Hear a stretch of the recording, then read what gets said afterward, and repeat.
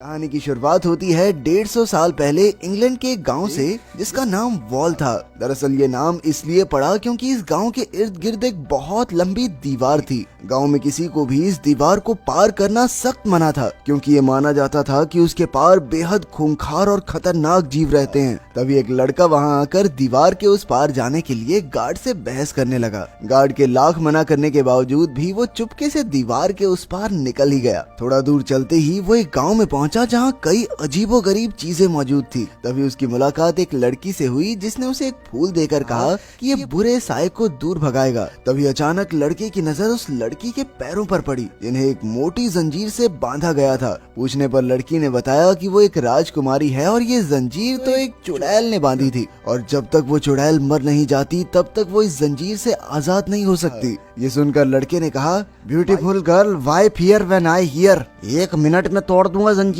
उसने जंजीर काट डाली, लेकिन उसी पल वो फिर से जुड़ गई। खैर, इसके बाद उन दोनों ने मजे से वो शाम साथ गुजारी और बाद में लड़का वापस अपने घर लौट आया। इस घटना के ठीक 9 महीने बाद दीवार का गार्ड उस लड़के के घर आया और उसे एक टोकरी दी जिसके अंदर एक बच्चा मौजूद था। असल में ये बच्चा उसे राजकुमारी से हुआ था। उस आदमी ने बच्चे का नाम ट्रिस्टन रखा। इसी तरह देखते देखते कई साल गुजरे और ट्रिस्टन अब 18 साल का हो गया। ट्रिस्टन विक्टोरिया नाम की एक लड़की को दिलो जान से चाहता था, लेकिन विक्टोरिया को उसमें कोई खास दिलचस्पी नहीं थी। इसके बाद हम उसी जादुई गांव को देखते हैं जहां का राजा अपनी आखिरी सांसें गिन रहा था। राजा के बेटे गद्दी के लिए एक दूसरे के खून के प्यासे थे, इसलिए मरने से पहले राजा ने अपने गले का लॉकेट निकाला जिसमें एक हीरा था। उसने कहा कि जिसके छूते ही ये हीरा एक लाल रूबी में बदल जाएगा, वही यहाँ का राजा बनने का हकदार होगा। उसी पल वो लॉकेट आसमान में उड़कर एक तारे से टकरा गया। जैसे ही वो वापस गांव में गिरा तो उसे गिरते हुए ट्रिस्टन और विक्टोरिया भी देख रहे थे। ट्रिस्टन ने कहा, विक्टोरिया डार्लिंग, अगर मैं तुम्हारे लिए ये टूटा हुआ तारा ले आऊं तो क्या तुम मेरी परमानेंट गर्लफ्रेंड माने वाइफ बनोगी? विक्टोरिया ने भी हंसकर हाँ कह दी और अपने घर लौट आई। अब हमारा प्यार का मारा ट्रिस्टन सीधा दीवार के पास पहुंचा, लेकिन गार्ड ने उसे पीट कर भगा दिया। तभी उसे पता चला कि उसके पिता ने भी 18 साल पहले ये दीवार पार की थी। जब वो घर पहुंचा तो उसने इस बारे में अपने पिता से पूछा और उन्होंने बताया कि दीवार के उस पार तुम्हारी माँ भी रहती है। ये सुनकर ट्रिस्टन काफी खुश हुआ। इसके बाद उन्होंने उसे एक खत दिया जो 18 साल पहले उसकी माँ ने भेजा था। उस खत के साथ एक मोमबत्ती भी थी। उसकी माँ ने लिखा था कि इसके सहारे वो उस दुनिया में आकर अपनी माँ से मिल सकता है। मोमबत्ती को जलाते हुए ट्रिस्टन ने उसी तारे के बारे में सोचा और पलक झपकते ही वहाँ पहुँच भी गया। लेकिन वहाँ कोई तारा नहीं बल्कि एक लड़की थी जिसके गले में वही हीरे का लॉकेट था जो राजा ने मरने से पहले छोड़ा था। फिर उस लड़की ने कहा कि उसका नाम वेन है और वो असल में एक टूटा हुआ तारा है। ये सुनते ही ट्रिस्टन ने उसे कैद कर लिया और कहा कि वो उसे विक्टोरिया को तोहफे में देगा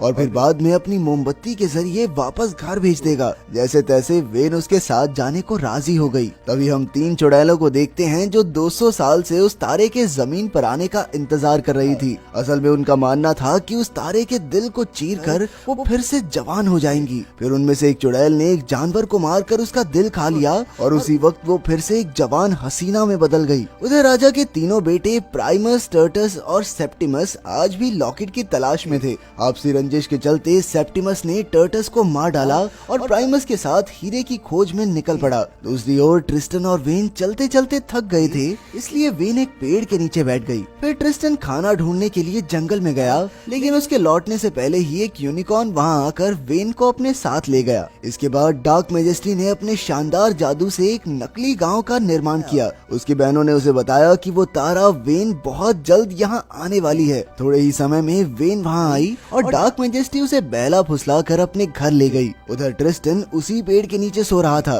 फिर आसमान में मौजूद बाकी तारों ने, जो शायद वेन के भाई बहन हैं, ट्रिस्टन को बताने की कोशिश की कि वेन खतरे में है। तभी उसे सपना आया कि 3 चुड़ैलों ने तारे को मारकर उसका दिल ले लिया। जैसे ही उसकी आंख खुली तो उसे प्राइमस दिखाई दिया। प्राइमस ने उसे अपने तांगे में लिफ्ट तो दे दी, लेकिन ज्यादा बारिश होने की वजह से उन्हें गांव में रुकना पड़ा। ये वही गांव था जो उस चुड़ैल ने अपने जादू से बनाया था। डार्क मैजेस्टी वेन को मारने ही वाली थी, लेकिन तभी प्राइमस वहां आ गया, जिसके बाद उसने सोचा कि पहले इसको रास्ते से हटाती हूँ, उसके बाद मारूंगी। तभी एक खूबसूरत लड़की प्राइमस के पास शराब लेकर आई, लेकिन प्राइमस ठहरा सख्त लौंडा तो उसने शराब पीने से साफ मना कर दिया। इसके बाद वो ग्लास लेकर ट्रिस्टन के पास पहुंची, लेकिन जैसे ही ट्रिस्टन उसे पीने वाला था तभी उस यूनिकॉर्न ने आकर उसके हाथ से ग्लास गिरा दिया। इससे ट्रिस्टन को एहसास हुआ कि वेन जरूर आ आसपास ही मौजूद है। वो तुरंत उस घर की तरफ दौड़ा, लेकिन वहाँ जाकर उसने देखा कि डार्क मैजेस्टी ने प्रिमस को मार डाला था। फिर वो वेन को मारने के लिए आगे बढ़ी, लेकिन ऐन वक्त पर ट्रिस्टन ने अपनी मोमबत्ती जलाई और वो दोनों गायब होकर एक बादल में अटक गए। असल में वो मोमबत्ती उसका इस्तेमाल करने वाले को उसी जगह ले जाती थी जिसके बारे में वो सोच रहा होता था, लेकिन क्योंकि वो दोनों अपने अपने घर के बारे में सोच रहे थे,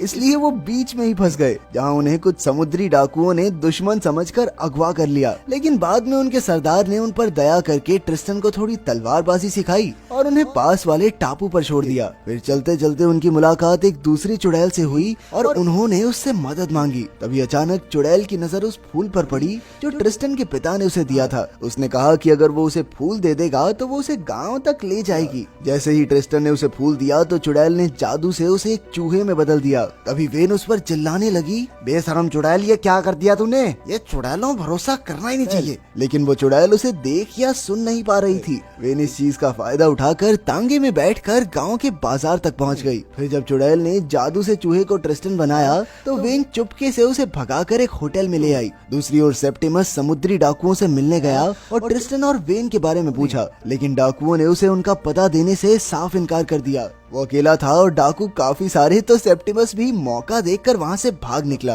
अब वो गांव की तरफ बढ़ रहा था और दूसरी ओर डार्क मैजेस्टी भी वहाँ आने वाली थी। इतने समय तक उसके साथ रहकर वेन मन ही मन में ट्रिस्टन को चाहने लगी थी। इसी तरह रात गुजर गई और सुबह होते ही ट्रिस्टन वेन के कुछ बाल काटकर विक्टोरिया को देने के लिए निकल गया। लेकिन तभी उसने देखा कि वो बाल चमकते हुए पाउडर में बदल गए थे। वो समझ चुका था कि वेन जादुई दुनिया को छोड़कर दीवार के इस पार आएगी तो मारी जाएगी। अब वो तुरंत वेन की ओर भागने लगा, लेकिन दूसरी ओर वेन नींद से उठकर होटल से निकल चुकी थी। वो गांव की दीवार के उस पार जाने ही वाली थी कि ऐन वक्त पर ट्रिस्टन की माँ ने वहां आकर उसे बताया कि अगर उसने दीवार पार की तो वो एक पत्थर में बदल जाएगी। तभी डार्क मैजेस्टी भी वहां आ गई और उसने उस चुड़ैल को मार डाला जो उसकी बहन थी। उसके मरते ही ट्रिस्टन की माँ बेड़ियों से आजाद हो गई। लेकिन अब डार्क मैजेस्टी उसे और वेन को पकड़कर अपने महल में ले आई। कुछ ही पलों में ट्रिस्टन दीवार के पास पहुंचा और उसने गार्ड से वेन के बारे में पूछा, जिसने उसे बताया कि एक काले कपड़ों वाली औरत दो औरतों को पकड़कर अपने साथ ले गई है। अब ट्रिस्टन तुरंत उन्हें ढूंढने निकल गया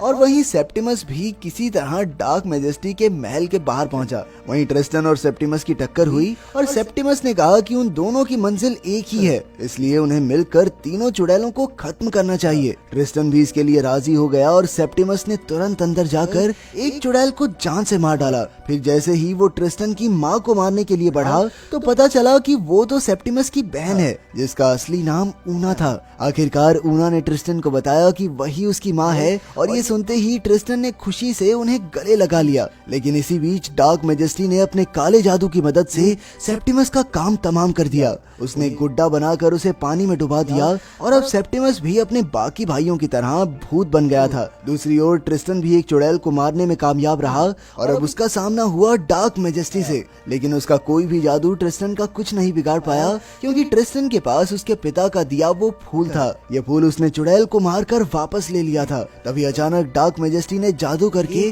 सेप्टिमस की लाश से ट्रिस्टन पर हमला करवाया, लेकिन ट्रिस्टन ने अपनी बहादुरी से उसे भी खत्म कर दिया। वो भागकर वेन के पास पहुंचा, लेकिन डार्क मैजेस्टी भी मौका देखकर तलवार की मदद से ट्रिस्टन को मारने ही वाली थी, लेकिन इसके बदले उसने वेन को आजाद कर दिया। आखिरकार डार्क मैजेस्टी ने कहा कि अब वेन का दिल उसके किसी काम का नहीं, क्योंकि उसकी बहनें तो मर ही चुकी हैं, तो वो इतने साल अकेली जीकर क्या करेगी। जैसे ही वेन और ट्रिस्टन वहाँ से निकले तो अचानक सारे दरवाजे बंद हो गए। असल में ये डार्क मैजेस्टी का ही एक प्लान था। वो जानती थी कि तारे अपनी जिंदगी में सिर्फ एक बार ही प्यार करते हैं और ये काफी हद तक साफ था कि वेन ट्रिस्टन से प्यार करने लगी थी। अगर ट्रिस्टन उसकी आंखों के सामने मर गया तो वेन का दिल अपने आप ही चकनाचूर हो जाएगा, जिसके बाद वो डार्क मैजेस्टी के किसी काम का नहीं। अब जैसे ही वो उन दोनों पर हमला करने के लिए बढ़ी तो वेन ने ट्रिस्टन को जोर से गले लगा लिया। उसी पल वेन सूरज की तरह चमकने लगी, जिसकी रोशनी से डार्क मैजेस्टी मिट्टी में मिल गई। इस पर वेन ने जवाब दिया कि ये ट्रिस्टन की वजह से ही मुमकिन हो पाया है,